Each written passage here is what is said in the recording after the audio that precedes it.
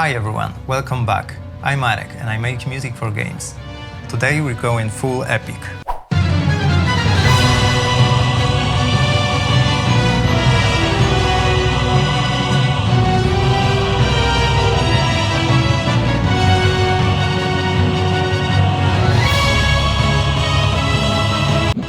I'll show you how I use the choir to push the impact, and we will go from the first sketch all the way to the final full blast chorus section.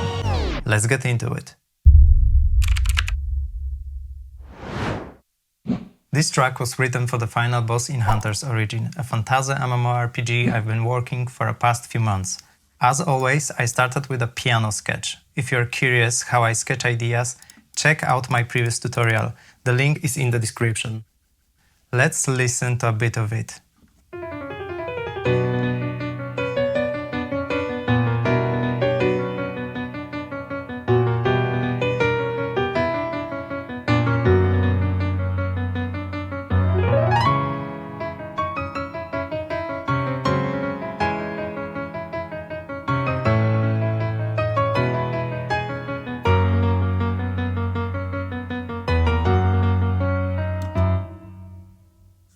As you can hear, even at this early stage, I already built a rhythmic layer.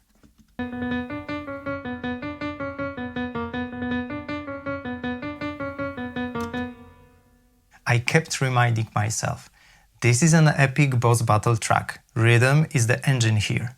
But I also wanted a main theme that could evolve over time, so I used one of my favorite tricks. Take the same melody and shift it higher every now and then. It's a simple way to avoid monotony in repeating motifs. The interval itself isn't that important. Sure, you can do it by the book, but what I really care about is surprising the listener. Just remember to move the melody along with the rest of the harmony.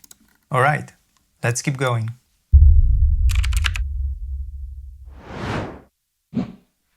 No matter what kind of track I'm writing, I tend to start with the main motif.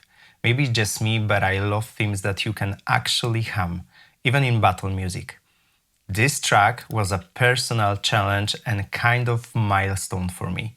I knew that if I could nail this one, the rest would follow. That's why I composed it as one of the first pieces for the soundtrack.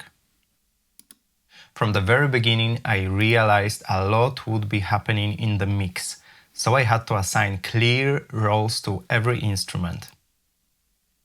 The main theme is played by the first and second violins, supported by French horns, which sometimes break away and act like a counterpoint, and trombones, which follow the horns but also enrich the harmony. Let's take a listen.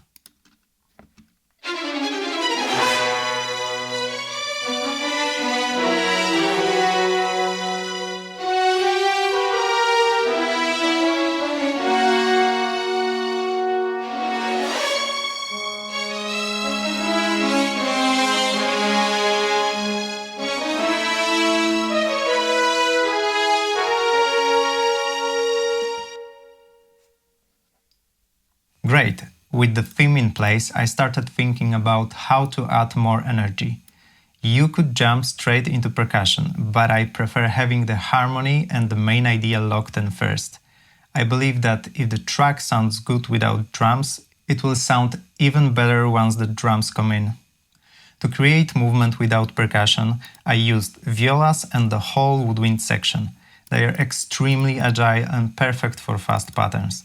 Just remember to leave them room to breathe.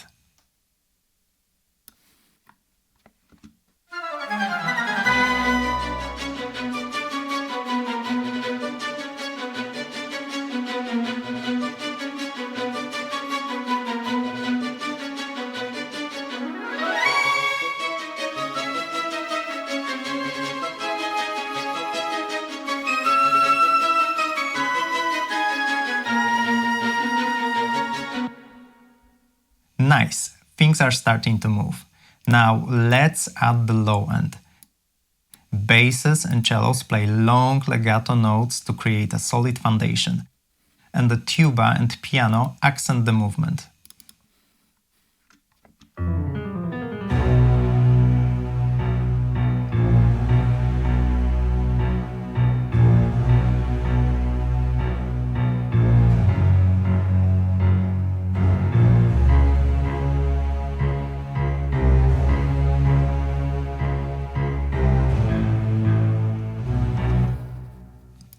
And now everything we've built so far.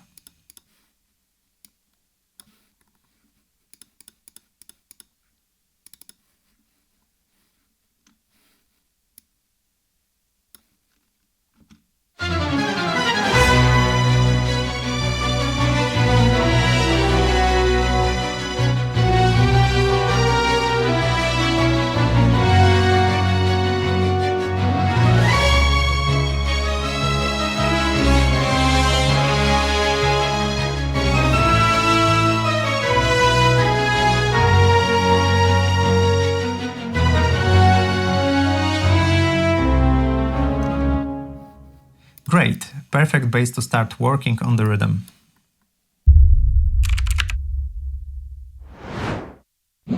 Now we've reached percussion, and here you really need to be careful. It's extremely easy to overload the mix with low frequencies. So I follow a few simple rules.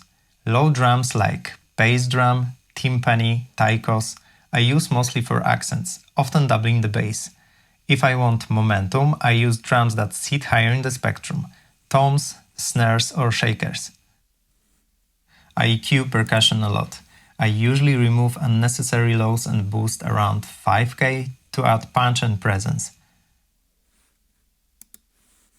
Let's listen to the accents, just bass drum and timpani.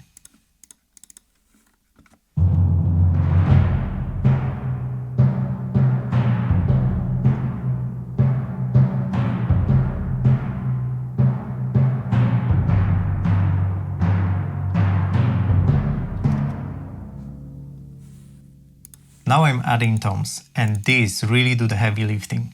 Notice that I didn't quantize them. I played them in by hand, fixed the worst hits, and left the rest. This way the drums feel more organic. As a bonus, I added crash swells and piatti for extra impact. Let's listen.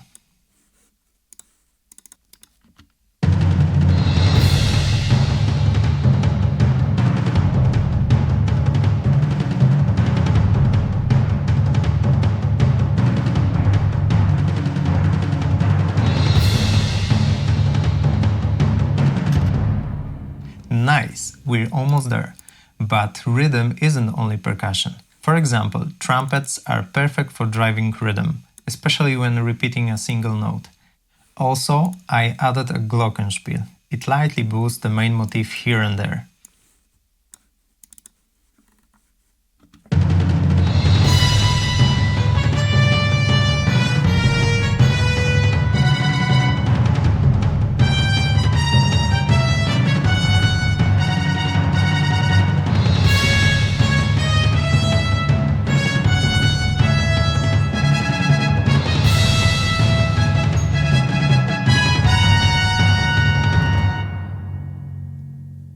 As you can hear, trumpets are doing double duty, rhythm and melody. That was my goal.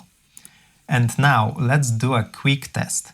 I'll play the full section and then mute the percussion midway.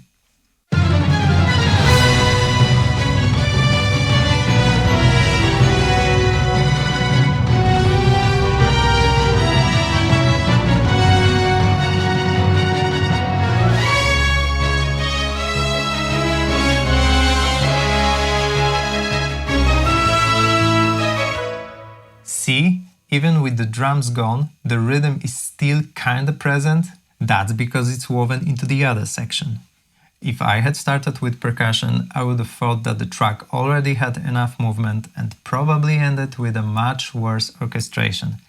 This way, everything stays tight.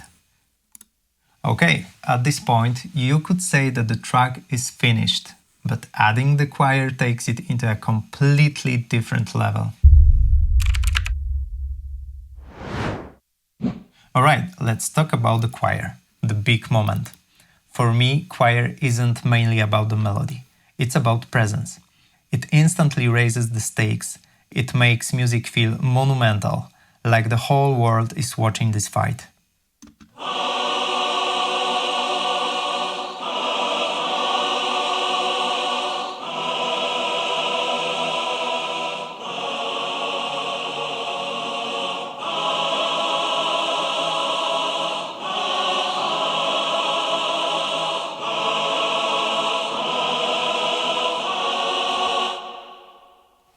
I wanted the choir to sit above the orchestra, not fight for the space with strings or brass. So I kept the writing simple. Long vowels, clear harmonies, no text.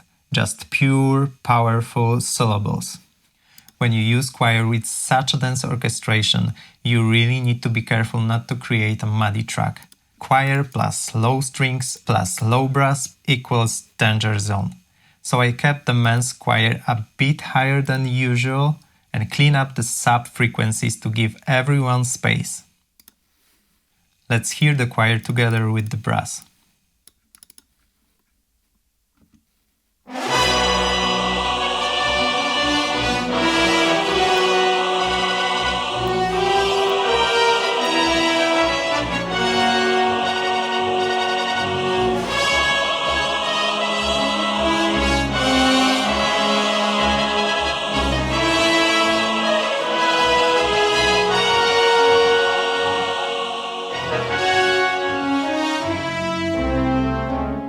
See how nicely it fills out the harmony?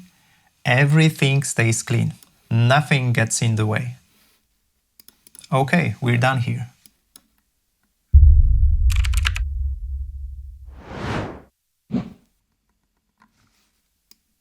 Here's the full section with everything playing together.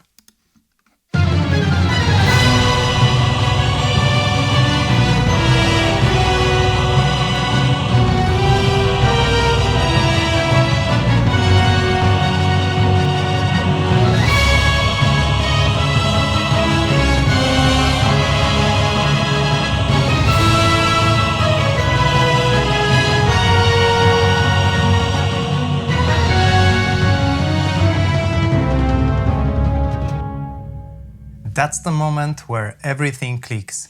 Rhythm, harmony, choir, and the whole orchestra pushing forward. So why does this section hit harder? Well, few reasons. Strong rhythm that never stops, clear harmony with lots of tension, and choir placed high in texture, giving that divine apocalyptic feel. So that's the idea. If you control the rhythm, keep the harmony clear and let the choir sit above the orchestra, you can get a huge epic result without overcomplicating things. Give it a try in your next track. And that's my process for creating epic boss battle music. If you want more breakdowns like this, I've got many tracks from this game. So be sure to check out my channel. You can listen to the full soundtrack there. Thanks for watching, and I'll see you in the next one.